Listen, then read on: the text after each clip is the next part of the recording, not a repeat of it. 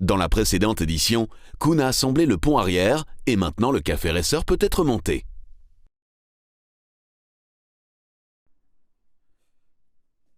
Je peux maintenant commencer la construction du châssis, et donc le montage du bloc moteur, des bras de fourche, du pont arrière, des roues, etc. Mais je commence par le roulement de direction. L'axe de direction qui vient ici, dedans, tourne également dans des roulements. Je vais donc commencer par le monter. Je peux alors ensuite directement monter la fourche avant et la roue avant. Je peux la fixer sur la table élévatrice, et j'ai alors un ensemble stable pour monter le reste de la moto. Ici, vous voyez la rotule de la moto. Elle va ainsi au travers du cadre à l'avant et est fixée au-dessus à l'avant avec un écrou. Vous voyez ici une pièce plate et ici aussi une petite pièce. Ce sont les endroits sur lesquels viendront un roulement. Ceci est donc constitué de différentes parties. Il y a d'abord l'entretoise qui est ici en dessous. Ensuite, les roulements eux-mêmes.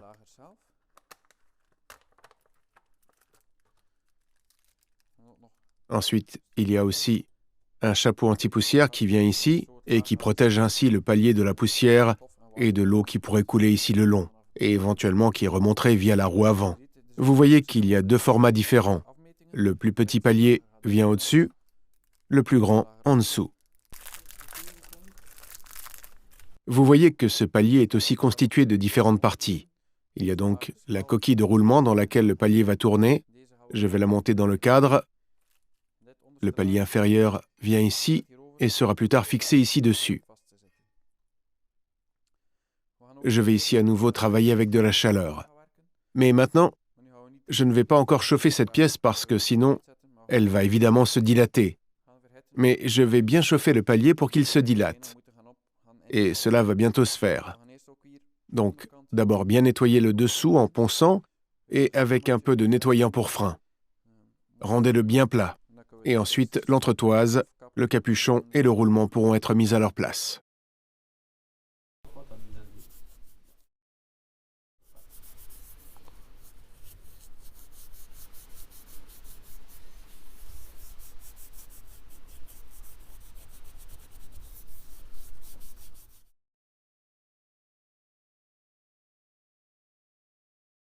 Je vais tantôt évidemment mettre un peu de graisse au roulement.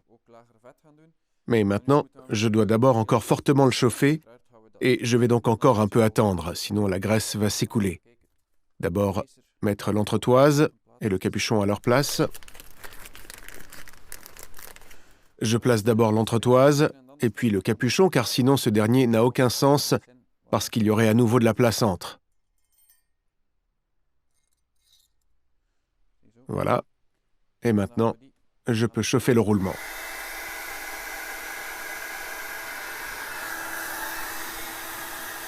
Entre-temps, Koen met encore un peu de graisse à l'endroit où viendra tout à l'heure le roulement. Cela rendra le montage un peu plus facile.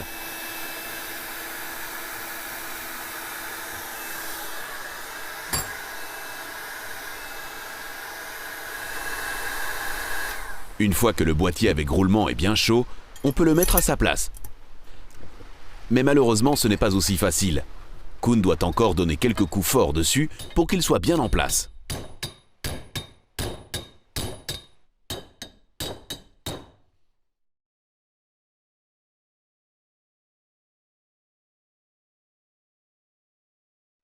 Comme vous le voyez, le roulement est tout à fait au bout. Il y a encore juste une entretoise entre, et vous avez alors ensuite la plaque de la couronne inférieure ici. Ensuite, l'entretoise, et puis le roulement. Il est important lors du montage du roulement que le tuyau que vous utilisez éventuellement appuie sur l'anneau intérieur du roulement. Il ne faut surtout pas taper sur le côté extérieur du boîtier parce que vous le casseriez totalement. Vous voyez, j'ai ici tapé de manière raisonnable, mais le roulement tourne toujours parfaitement. Toujours taper sur l'anneau intérieur. Alors vous ne ferez pas de dégâts. Maintenant, mettre un peu de graisse pour roulement, et alors je peux monter les tuyaux sur le châssis. Du fait qu'il s'agit ici du roulement sec, on peut y mettre beaucoup de graisse. Faites tourner le roulement pour que la graisse se répartisse bien.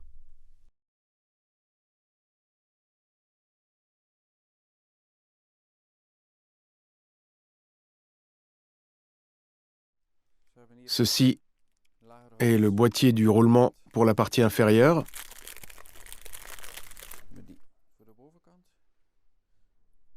Ce roulement viendra tantôt ici et ce manchon dans le cadre.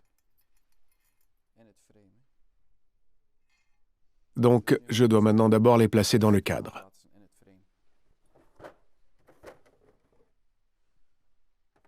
J'ai donc ici ces tuyaux.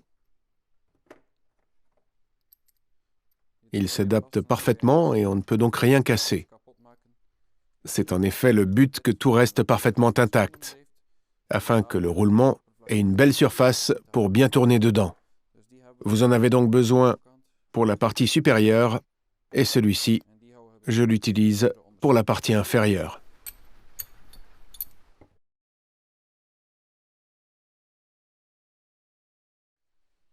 Ici aussi, je vais d'abord bien nettoyer le support sur lequel ira le roulement avec un peu de nettoyant pour frein et en ponçant légèrement.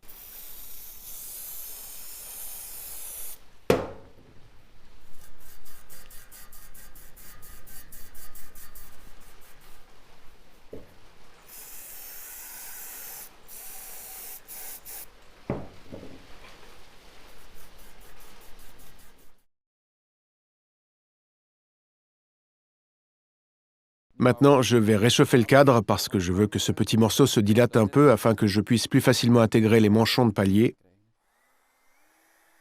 Veillez à ne quand même pas trop chauffer le cadre, afin d'éviter que la poudre de laque ne s'en aille.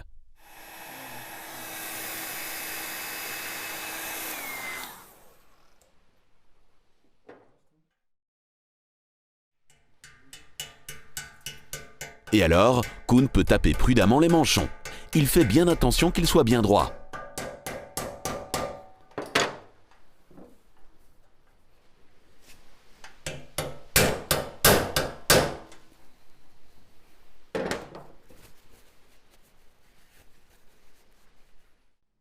La partie supérieure est prête, maintenant je peux retourner le cadre et faire la même chose en dessous.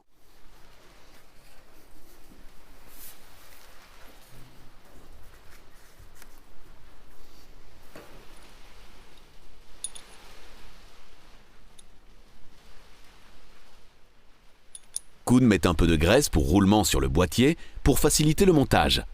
Ensuite, il réchauffe à nouveau le cadre.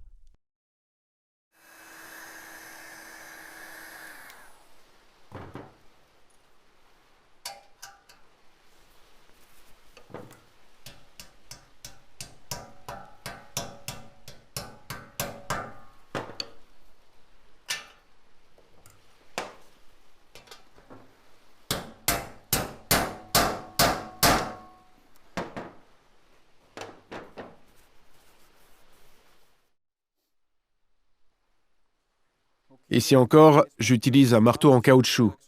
Il veille à ce que l'anneau soit bien au milieu et pas de travers. Et pour taper tout cela en place, j'ai à nouveau utilisé ceci. C'est un tuyau en aluminium, c'est donc de l'acier, et vous ne pourrez donc pas abîmer l'anneau. Ainsi, les deux coquilles de roulement sont à leur place et je peux maintenant monter l'axe de direction.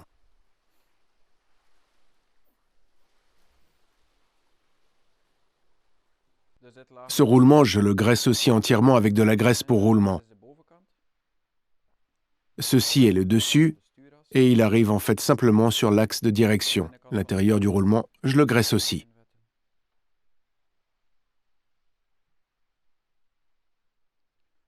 Je tourne un peu le roulement pour que la graisse pénètre bien partout.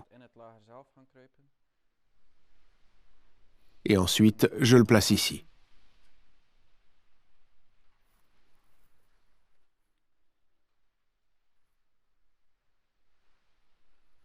Ici aussi, je vais mettre un peu de graisse à l'intérieur.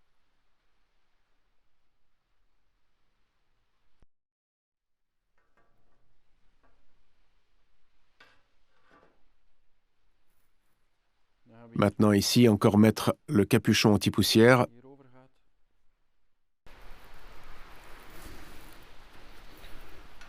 La rotule peut maintenant aussi être fixée à l'aide d'un écrou.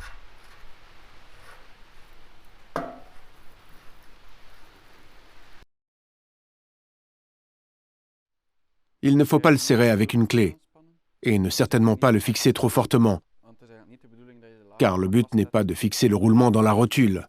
Il faut simplement avoir une bonne tension, sans qu'il y ait toutefois trop de jeu.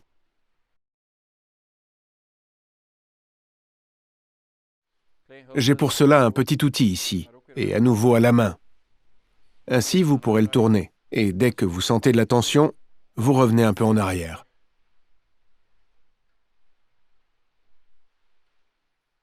Ainsi, tout tourne bien. Aussi, testez l'avant et l'arrière, mais tout à l'heure, cela fonctionnera mieux dès qu'on y aura mis la fourche. Alors, j'aurai plus qu'un levier, mais cela semble déjà être bien parce que tout tourne bien. Je peux alors aussi placer la partie supérieure. Lorsque tout est bien en ligne avec la rotule, on peut alors la fixer à l'aide d'un écrou qui va dans la tige. L'écrou, Koen le fixe simplement à la main afin que tout bouge correctement et qu'on puisse tout à l'heure monter la fourche. Maintenant, je peux monter la fourche et je peux alors voir si tout se combine bien.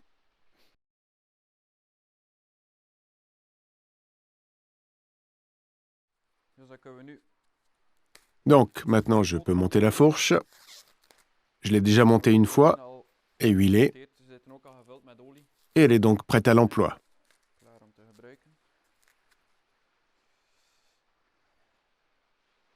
Ce support, c'est pour le garde-boue. Il doit donc pointer vers l'arrière. Le garde-boue est fixé ici. Donc ceci, c'est l'intérieur, et donc celui-ci doit être à gauche. D'abord aussi monter les nouveaux capuchons anti-poussière.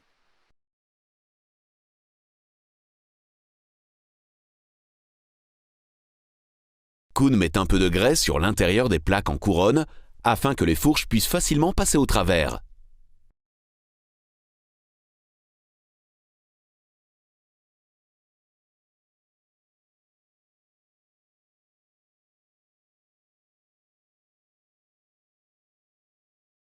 En inclinant le cadre vers l'arrière et en tournant un peu la fourche, celle-ci entre plus facilement.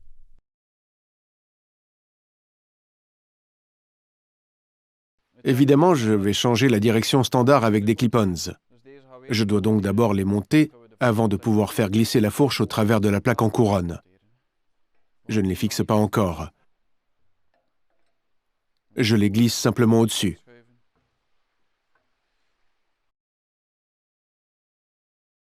La plaque en couronne supérieure semble être un peu plus difficile.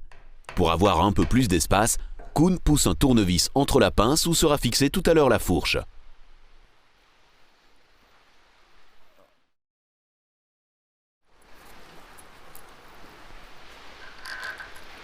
Koen peut alors fixer le clip-on avec les écrous livrés avec.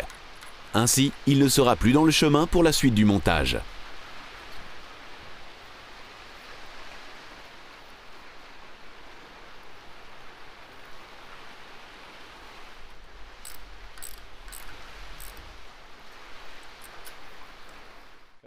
Je le fixe maintenant dans un endroit aléatoire. Je déciderai évidemment plus tard où il devra précisément venir.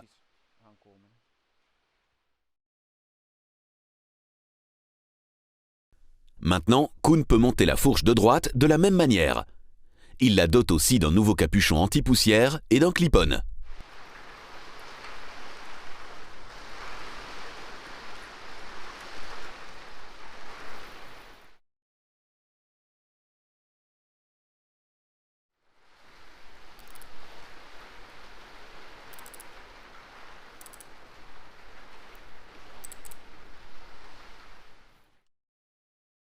Ensuite, les fourches sont fixées dans la plaque en couronne du dessous et du dessus avec les bons écrous.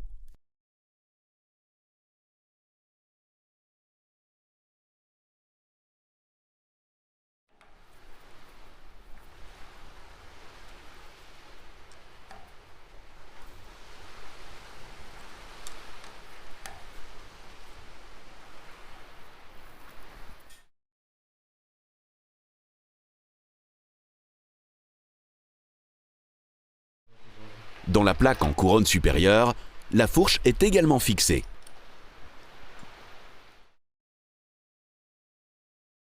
Il est alors temps d'aller chercher la roue avant. Avant de la placer, Koen vérifie que l'axe est bien complet.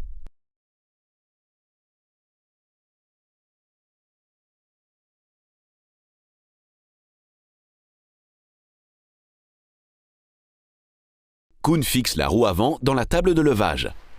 Ensuite, il soulève tout le cadre sur l'essieu avant, c'est un peu plus facile. Pour déterminer la position exacte, il place un petit élévateur supplémentaire sous le cadre. Ainsi, il peut positionner le cadre sur la roue avant de tout fixer.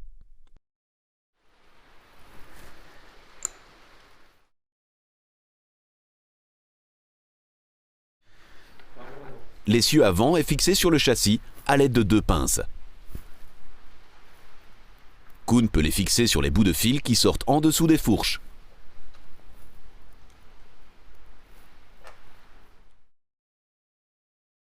Vérifiez toujours dans le manuel comment la roue doit exactement être montée. Un montage erroné peut mener à des situations dangereuses.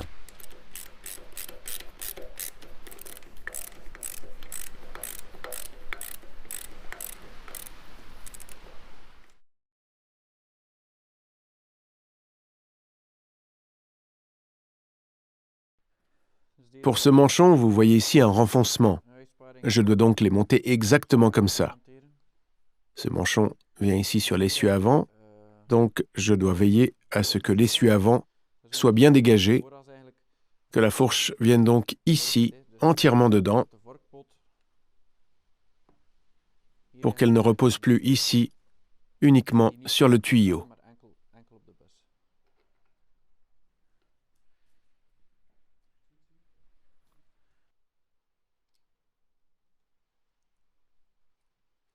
J'utilise ici aussi des écrous de blocage. Avec un morceau de nylon, les écrous sont bloqués et ne pourront donc plus se détacher à cause des vibrations.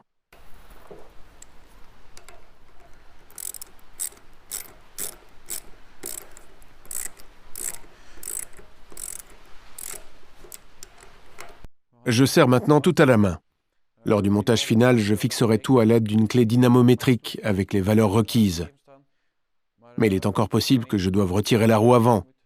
Et ce ne sera donc que lorsque je serai complètement certain que tout est en ordre que je pourrai le faire.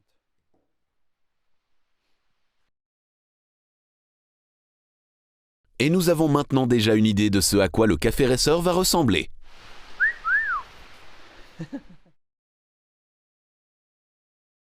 Dans la prochaine émission de DIY on Wheels, nous continuerons avec le montage du moteur et du pont arrière complet.